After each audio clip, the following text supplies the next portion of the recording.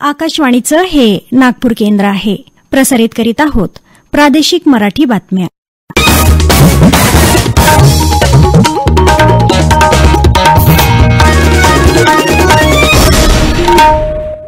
आकाशवाणी नागपूर. आभाराणी पटवर्धन आपल्याला प्रादेशिक बातम्या देत आहे. काही ठळक बातम्या. भारताच्या पहिल्या महिला शिक्षिका क्रांतीज्योती सावित्रीबाई फुले यांच्या जयंतीनिमित्त सर्वत्र अभिवादन.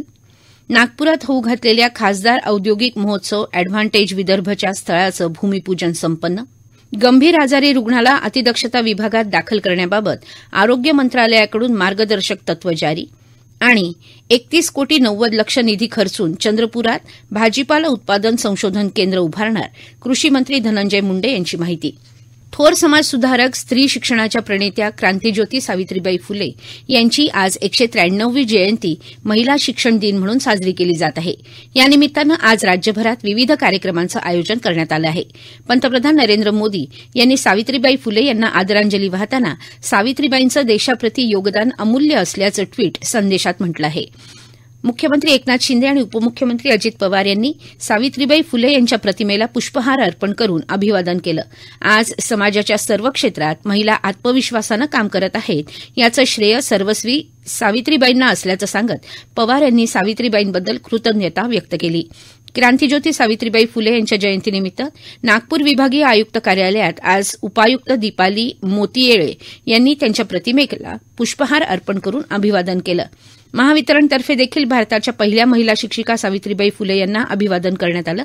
भारतातल्या ब्रिटिश वसाहतीविरुद्ध लढणाऱ्या राणी वेलू नाचियार यांची देखील आज जयंती आहे.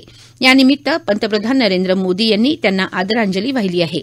पंतप्रधान नरेंद्र मोदी यांच्या नेतृत्वात आम्हाला यश मिळेल आणि महाराष्ट्रात 45 पेक्षा अधिक महायुतीचे खासदार विजयी होतील असा विश्वास भाजप प्रदेशाध्यक्ष चंद्रशेखर बावनकुळे यांनी आज व्यक्त केला. 14 जानेवारीपासून सर्व जिल्ह्यांमध्ये भाजप, शिवसेना आणि राष्ट्रवादी काँग्रेस महायुतीचे संयुक्त मेळावे होणार असल्याची माहिती बावनकुळे यांनी दिली. मुंबईत तिन्ही पक्षांच्या प्रमुख नेत्यांच्या उपस्थितीत आयोजित संयुक्त पत्रकार परिषदेत ते बोलत होते. यावेळी राष्ट्रवादी अजित पवार गटाचे प्रदेशाध्यक्ष खासदार सुनील तटकरे, शिवसेना शिंदे गटाचे नेते मंत्री दादाजी भुसे उपस्थित होते. जिल्हा, तालुका आणि बूथ पातळीवर महायुतीचे मेळावे होणार असून फेब्रुवारीमध्ये एकनाथ शिंदे, देवेंद्र फडणवीस आणि अजित पवार यांच्या उपस्थितीत जाहीर मेळावे होतील. केंद्रीय मंत्री नितीन गडकरी यांच्या संकल्पनेतून आकाराला आलेल्या असोसिएशन फॉर इंडस्ट्रीयल डेव्हलपमेंटच्या वतीनं येत्या 27 ते 29 जानेवारी 2024 दरम्यान खासदार औद्योगिक महोत्सव अॅडव्हान्टेज विदर्भचं आयोजन राष्ट्रसंत तुकडोजी महाराज नागपूर विद्यापीठाच्या जमनालाल बजाज प्रशासकीय इमारत परिसरात होणार असून या महोत्सवाच्या स्थळाचं भूमिपूजन आज पार पडलं. याप्रसंगी बोलताना वर्धेचे खासदार रामदास तडस म्हणाले की या प्रकारच्या महोत्सवातून विदर्भातील उद्योगांना प्रोत्साहित करण्याचं महत्वाचं पाऊल केंद्रीय मंत्री नितीन गडकरी यांनी उचललं आहे. नवीन वर्षात त्यांनी उद्योगांना या माध्यमातून नवी दिशा दिली असून त्यामुळे विदर्भात उद्योजक आणि युवकांमध्ये नवी चेतना निर्माण होईल असा आशावाद तडस यांनी व्यक्त केला. तर खासदार अशोक नेते यांनी गडचिरोली जिल्ह्यात नैसर्गिक साधनसंपत्ती मुबलक प्रमाणात असून केवळ पायाभूत सुविधांच्या अभावामुळे इथे उद्योग येऊ शकले नाहीत अशी खंत व्यक्त करताना अॅडव्हान्टेज विदर्भचा लाभ गडचिरोली जिल्ह्याला मिळेल अशी अपेक्षा व्यक्त केली. गंभीर आजारी रुग्णाला अतिदक्षता विभागात दाखल करण्याबाबत आरोग्य मंत्रालयानं रुग्णालयांसाठी काही मार्गदर्शक तत्व जारी केली आहेत. 24 ज्येष्ठ डॉक्टरांनी केलेल्या सूचना आणि शिफारसींच्या आधारे या मार्गदर्शक तत्वांची आखणी करण्यात आली आहे. एखाद्या गंभीर रुग्णावर उपचार उपलब्ध नसतील आणि रुग्णाच्या जीविताविषयी खात्री देता येत नसेल तर त्याला अतिदक्षता विभागात दाखल करणं व्यर्थ असल्याचं यात म्हटलं आहे. एखाद्या रुग्णाचा अवयव निकामी होणं, निकामी झालेल्या अवयवाला बाह्य आधाराची किंवा उपचारांची गरज असणं, रुग्णाची प्रकृती खालावण्याची शक्यता असणं इत्यादी निकष अतिदक्षता विभागात दाखल करण्यासाठी असावेत असं या मार्गदर्शक तत्वात म्हटलं आहे. भानुताई गडकरी ग्रामीण विकास संस्थेच्या वतीनं नागपुरात सुरू करण्यात आलेल्या निःशुल्क कर्करोग तपासणी शिबिराला नागरिकांचा उत्स्फूर्त प्रतिसाद लाभत आहे. आतापर्यंत उत्तर, दक्षिण आणि मध्य नागपूरमध्ये या शिबिरांचं आयोजन करण्यात आलं. या शिबिरांच्या माध्यमातून 3,000पेक्षा जास्त नागरिकांनी आतापर्यंत निदान करून घेतलं आहे. उद्या 4 जानेवारी रोजी भवानी माता मंदिर पारडी इथं शिबिराचं आयोजन करण्यात आलं आहे. याशिवाय 5 जानेवारी रोजी डॉ बाबासाहेब आंबेडकर प्रशिक्षण केंद्र, प्रेरणानगर आणि 6 जानेवारी रोजी नरेंद्रनगर इथं शिबिरांचं आयोजन करण्यात येणार आहे.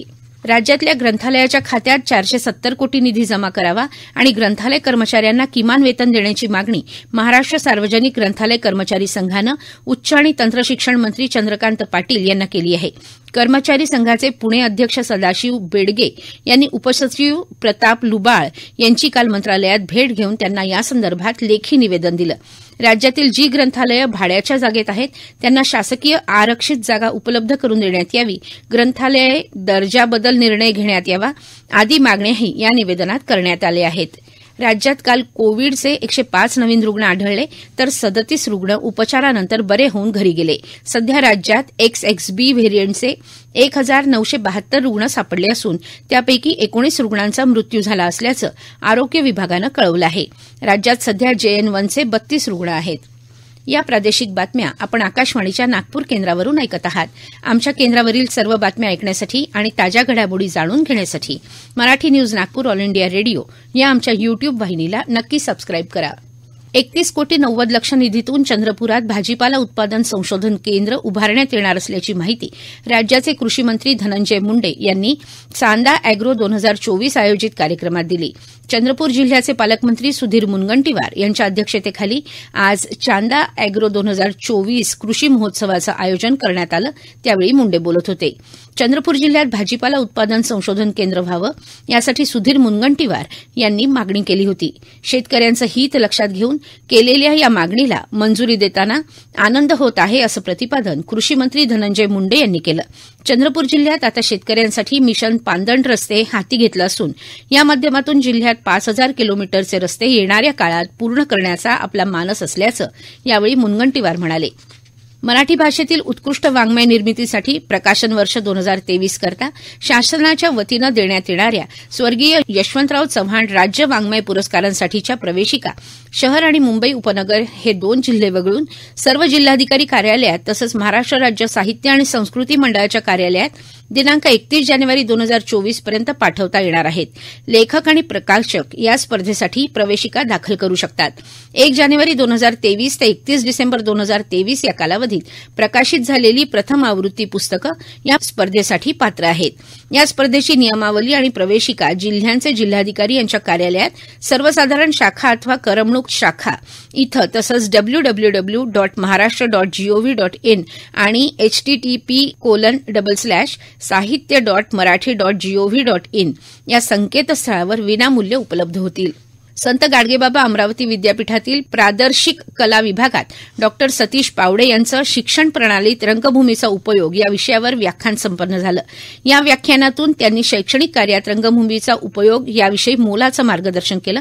तर द्वितीय सत्रात डॉ अंकुश गिरी यांनी संशोधन पद्धती या विषयावरील व्याख्यानातून संशोधन पद्धतीचा सखोल आढावा घेतला आणि विद्यार्थ्यांना मार्गदर्शन केलं.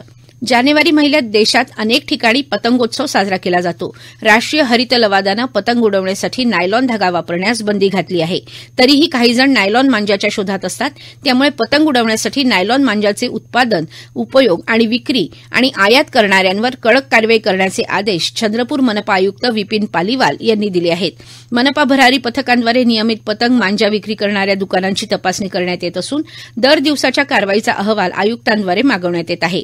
बंदीचं उल्लंघन करणाऱ्यांवर विक्री केल्यास 10,000चा दंड आणि साठा आढळल्यास 1 लाखांच्या दंडासह फौजदारी कारवाई केली जाणार आहे. South west zone boxing university championship स्पर्धेत संत गाडगेबाबा अमरावती विद्यापीठाची पूनम कैथवास 57 ते 60 वजन गटात सुवर्ण पदकाची मानकरी ठरली आहे. या स्पर्धेत पूनम हिनं 4 बाऊट सहज जिंकल्या आणि अंतिम बाऊट माही लामा यांच्यात झाला. त्यात पूनमनं विजय मिळवला. आगामी 9 जानेवारीपर्यंत विदर्भाच्या सर्व जिल्ह्यात वातावरण शुष्क राहणार असल्याचा अंदाज हवामान खात्यानं व्यक्त केला आहे. विदर्भात आज गोंदिया इथं सर्वात कमी 13.6 अंश सेल्सिअस इतक्या किमान तापमानाची नोंद करण्यात आली. तर बुलढाणा इथं सर्वाधिक किमान तापमान 17.5 अंश सेल्सिअस इतकं नोंदवण्यात आलं. नागपुरात आज 14.2 अंश सेल्सिअस इतकं किमान तापमान नोंदवण्यात आलं आहे. शेवटी पुन्हा काही ठळक बातम्या. भारताच्या पहिल्या महिला शिक्षिका क्रांतीज्योती सावित्रीबाई फुले यांच्या जयंतीनिमित्त सर्वत्र अभिवादन.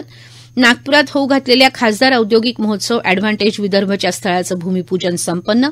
गंभीर आजारी रुग्णाला अतिदक्षता विभागात दाखल करण्याबाबत आरोग्य मंत्रालयाकडून मार्गदर्शक तत्व जारी. आणि 31,90,00,000 निधी खर्चून चंद्रपुरात भाजीपाला उत्पादन संशोधन केंद्र उभारणार कृषी मंत्री धनंजय मुंडे यांची माहिती. याबरोबरच हे प्रादेशिक बातमीपत्र संपलं. नमस्कार.